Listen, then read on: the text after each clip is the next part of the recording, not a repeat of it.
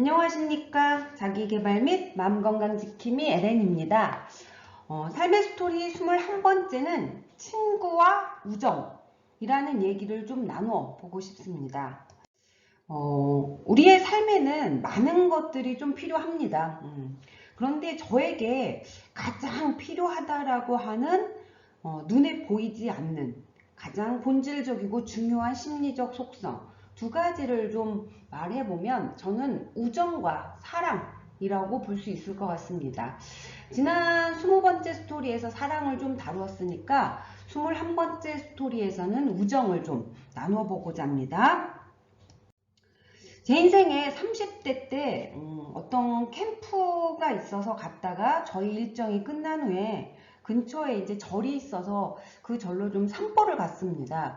그런데 그 산보를 하는 과정에서 한 70대의 노인분들, 여성 노인분들 6분이 깔깔깔 웃으면서 예쁘게 막 사진을 찍는 그런 모습을 봤습니다.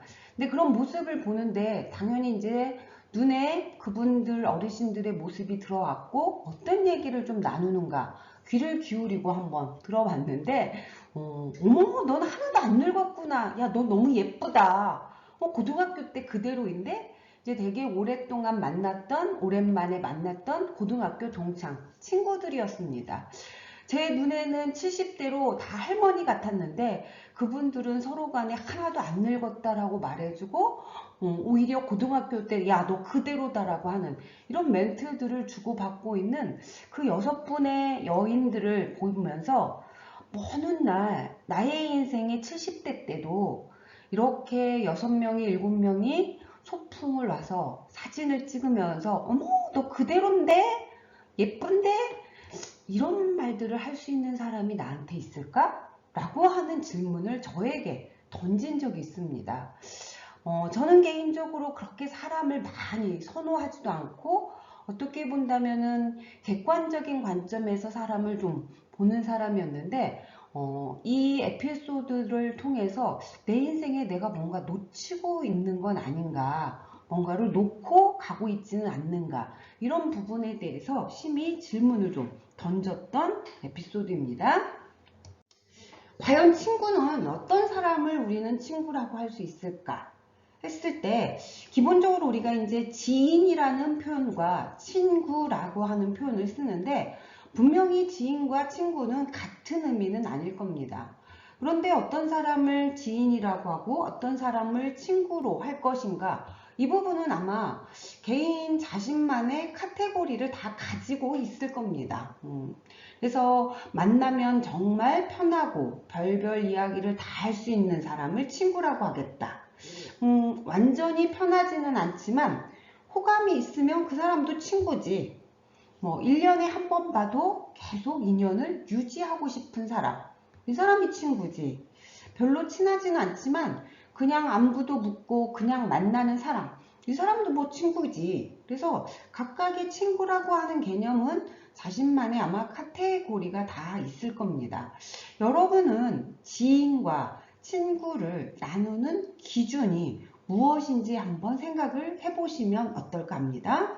그런데 이제 우리가 친구라고 하는 단어에 요즘에 이제 젊은 친구들이 만들어서 사용한 키워드인데 베스트 프렌드라고 하는 용어를 사용합니다. 친구들 중에서도 찐 친구라고 표현을 하는데 찐 친구들은 대부분 많은 사람들한테 물어봤을 때 몇 가지의 공통된 특성은 있는 것 같습니다. 하나는 오랜만에 만나도 어제 만난 것처럼 편안하다라고 하는, 그래서 베스트 프렌드는 편안함이라고 하는 게 기본적으로 좀 들어가 있는 것 같습니다. 자, 그리고 살면서 우리가 느끼게 되는 감정, 정서, 기쁨이 될 수도 있고 슬픔이 될 수도 있고 아픔이 될 수도 있을 것이고요. 그런 것들을 갖다가 직접적으로 공유하기도 하고 간접적으로도 공유합니다. 이는 심리적인 측면으로 좀 들여다보면 아마 솔직성이지 않을까 싶습니다. 너의 기쁨에 나도 같이 기뻐한다라고 하는 솔직함, 너의 슬픔에 나도 슬퍼한다라고 하는 솔직함, 너의 아픔에 나도 아프다라고 하는 이런 솔직함, 이런 것들이 소위 베스트 프렌드라고 하는 개념인 것 같습니다. 그런데 우리가 흔히 하는 말 중에 사돈이 땅을 사면 배가 아프다 이런 표현들을 많이 합니다. 그런데 찐찌는 사돈이 땅을 사도 배가 아프지 않는 이런 사람을 좀 친구라고 할 수 있지 않을까 싶습니다. 특히 이제 나이가 들수록 친구의 고통이나 친구의 아픔이나 친구의 실패가 가십거리가 되지 않아야 될 것 같고, 그 다음에 친구의 성공이라든지 그 친구의 성취라든지 그런 것들을 조금 질투나갖고 깎아내리지 않아야 될 것 같고, 이런 개념들이 베스트 프렌드인 것 같습니다.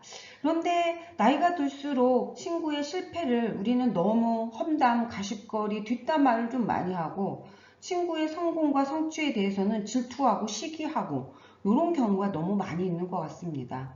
그래서 친구의 아픔과 고통을 가십거리로 여기지 않고 친구의 성취와 성공을 깎아내리지 않는 사람, 이런 사람들이 더 희귀해지고 소중해지고 있는 것 같습니다. 여러분들은 제가 방금 설명했던 베스트 프렌드가 있으신지요? 만약에 없다면 지금부터라도 정말 좋은 베스트 프렌드를 만나고 유지하기 위한 노력들이 여러분의 삶에 좀 들어와 되지 않을까 싶습니다. 왜냐하면 어차피 이제 우리는 늙을 겁니다. 그리고 이제 젊을 때의 행복이나 젊은 때의 즐거움은 어느 정도 돈이 가져다 줄 수도 있을 것이고, 내가 하고 있는 일에 대한 어떤 성취감으로 만족할 수도 있을 것이고, 유능감으로 인정받는 것도 의미가 될 수 있는데, 분명히 우리는 어느 순간 일을 안 할 겁니다. 일을 못하게 될 거고, 그래서 일에서 오는 유능감 분명히 사라지는 시기가 올 수밖에 없습니다. 자, 그러면 노년기 때 나의 삶의 마지막 단계에서 내 삶이 좀 더 풍요롭고 내 삶이 좀 행복하기 위해서는 친구와 우정이 절대적인 변수로서 설명을 하고 있습니다. 그래서 아침에 눈을 떠서 하루 종일 같이 놀 수 있는 친구가 있다면 그 사람은, 그 삶은 정말 행복한 삶이다 라고 말을 할 수 있을 것 같습니다. 실질적으로 오랜 역사 속에서 친구와 우정에 대해서는 많은 학자들이, 많은 유명한 사람들이 많이 강조했습니다. 오랜 친구들이 주는 축복 중에 하나는 너가 그들과 함께일 때 바보짓을 해도 괜찮다라는 것이다. 친구를 고를 때는 천천히, 근데 친구를 바꿀 때는 더 천천히 해라. 진실된 우정은 느리게 자라나는 나무와 같다. 진정한 우정은 앞과 뒤, 어느 쪽에서 보아도 동일한 것, 앞에서 보면 장미, 뒤에서 보면 가시일 수는 없다. 진정한 행복을 만드는 것은 수많은 친구가 아니며 훌륭히 선택된 친구들이다. 모든 말과 행동을 칭찬하는 사람보다 단점을 친절하게 말해주는 친구를 가까이 하라. 이처럼 소크라테스에서부터 벤 존슨까지 많은 유명한 학자들이며 철학자들이며 지인들이 이렇게 친구와 우정에 대해서 많이 강조한 걸 보면 분명히 나의 삶에는 친구와 우정이 있어야 되는 건 아닐까 싶습니다. 이 부분에 대해서 우정을 과학적인 기반의 연구를 한 책이 출간이 하나 됐습니다. 자, 과학적인 기반에 탐구한 우정으로서 우정의 과학이라고 하는 책인데, 우정은 행복과 정서적인 건강뿐만 아니라 신체적인 건강에도 중요한 영향을 미친다라고 하는 것을 강조했습니다.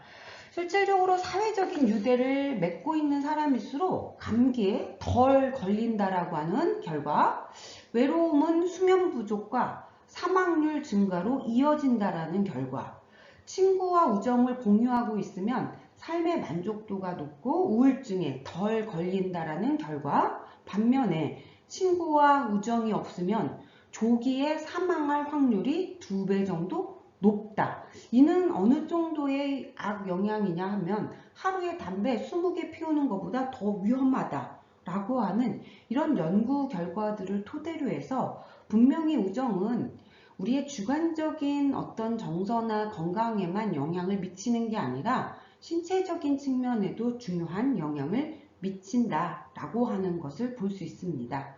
가끔 드라마에 친구야, 나야.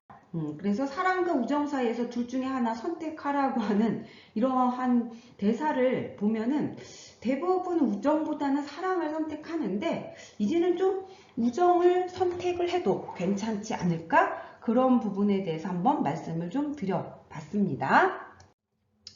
자, 지금 이 순간 정말 친구였고 친했었는데 오랜 시간 연락이 되지 않았거나 아니면 어떤 오류가 오해가 있어서 연락이 단절된 그렇지만 한 번쯤은 보고 싶은 친구가 있다면 지금 연락을 해서 커피 한잔 하자고 한번 프로포즈 해보시기 바랍니다. 자, 그리고 상대방이 왜 전화했어? 라고 물어보면 그냥 너가 생각나서 전화했어 라고 하는 메시지로 한번 답변을 해보시면 어떨까 합니다.